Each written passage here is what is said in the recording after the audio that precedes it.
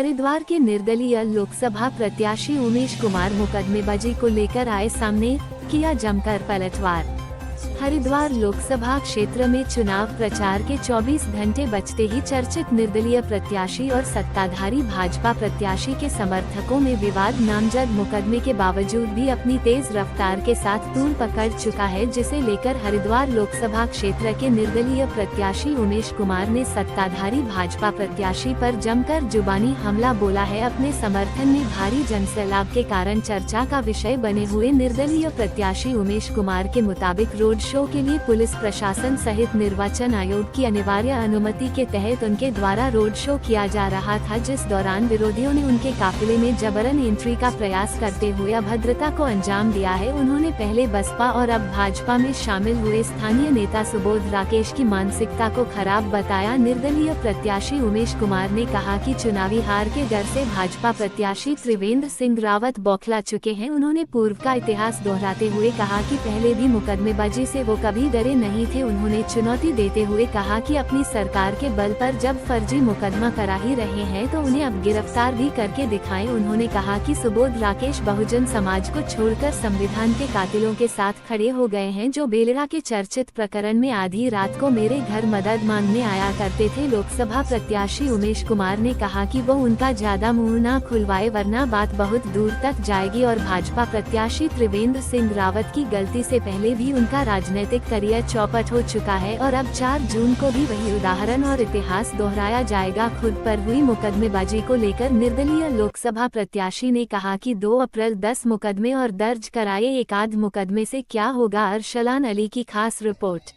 देखिए, मेरा ये कहना है कि हमारे पास रोड शो की अनुमति थी, पुलिस की एनओसी थी, एसडीएम की एनओसी थी और चुनाव आयोग से हमें अनुमति मिली थी।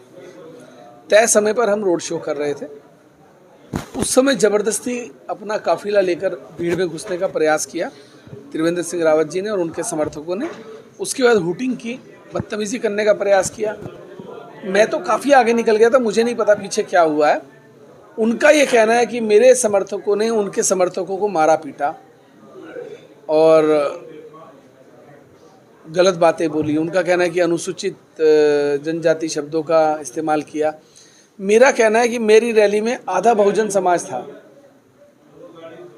अब अगर मैं कल इनसे प्रेस कॉन्फ्रेंस कराकर ये बताऊं कि हम तो रैली में हमने किसी के साथ कोई अपशब्दों का इस्तेमाल ही नहीं किया। देखिए, सुबोध राकेश जी की मानसिकता खराब हो चुकी है, कभी बसपा में, कभी कांग्रेस में, कभी भाजपा में।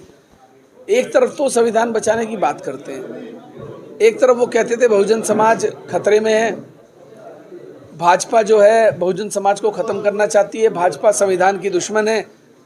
और आज वो नारे लगा रहे अब की बार 400 पार। तो जो आदमी अपने समाज के साथ विश्वासघात करके भाजपा में चला गया और जब समाज को उनकी ज़रूरत थी और फिर आज वो समाज का इस्तेमाल करना चाहता है, कितना दुर्भाग्यपूर्ण है। मुझे लगता है कि हारते हुए चुनाव में इस तरीके की बौखलाहट अक्सर देखी जाती है।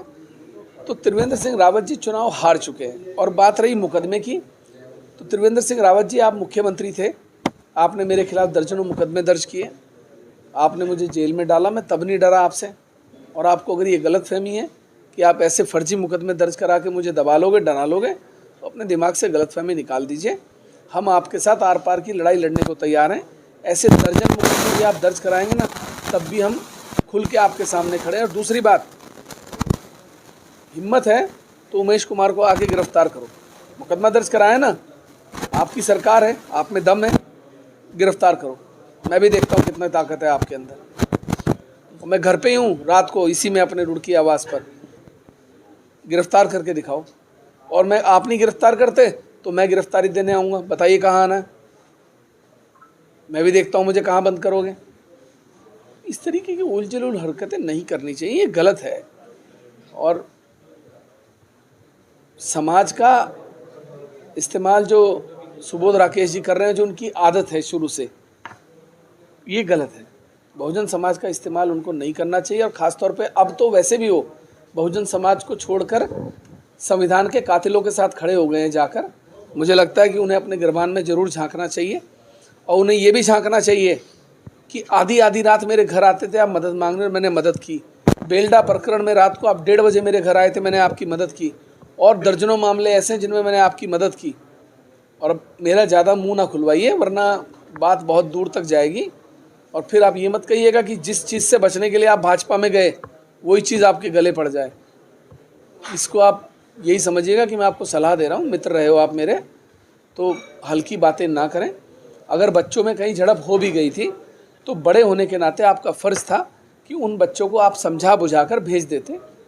हो जाती है, चलो समर्थक एक दूसरे से भिड़ जाते हैं, चुनाव का समय है, आपको समझदारी दिखानी चाहिए थी, ना कि आपको टूल बनाकर एक मुकदमा दर्ज कराने का प्रयास करना चाहिए था। और ऐसे दर्जनों मुकदमे कर रही है, दर्ज डरता कौन है यार?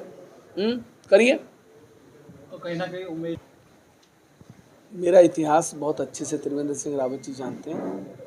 ये उन्होंने गलती की है आज, पहले भी उन्होंने एक बार मुझसे मेरे साथ गलती की थी तो राजनीतिक करियर चौपट हो गया था। आज फिर उन्होंने गलती की है, 4 जून को आप देख लीजिएगा, इस बार उनका फिर राजनीतिक करियर चौपट होने जा रहा है। अच्छा सर, हम कह रहे हैं आप उनकी गाड़ियां कब गुजरी वो देख लीजिए और मैं कब गुजर गया था वहाँ से वो देख लीजिए। अगर मैं वहाँ से आधा घंटा पहले चला गया और आप आधे घंटे पहले आपका बाद में वहाँ झगड़ा हो रहा है, उस झगड़े का जिम्मेदार आप मेरे नाम जब रिपोर्ट दर्ज करा रहे हैं, बहुत अच्छा करा। आपके जो सलाहकार हैं वो बहुत समझदार हैं और उन्होंने आपको सही सलाह दी कि उमेश कुमार के खिलाफ नामजद कराइए। थैंक यू सो मच, बहुत बहुत धन्यवाद सुबोध जी आपका, माननीय त्रिवेंद्र सिंह रावत जी। और मैं चाहूँगा कि एक नहीं, आप 2, 4, 10 मुकदमे और दर्ज कराइए। मज़ा तो तभी आएगा लड़ाई का। कमज़ोरों की तरह कहाँ क्या लड़ाई लड़ रहे हो यार? ये तो सर पूरे मामले की जांच कराएंगे। हम तो कह रहे हैं जहाँ से मर्जी जांच करा लें, गिरफ्तारी चाहते हैं गिरफ्तारी कर लें, जो करना चाहते हैं कर लें। समर्थक पे जो मेरे समर्थक इतने कमज़ोर नहीं हैं ऐसे मुकदमों से डर जाएं। उनका सेनापति बहुत ताकत रखता है। अगर सुबह कहूँगा ना जेल भरो तो 1000 लोग मेरे साथ जाके जेल भरेंगे। गलत फहमी में ना रहे सरकार।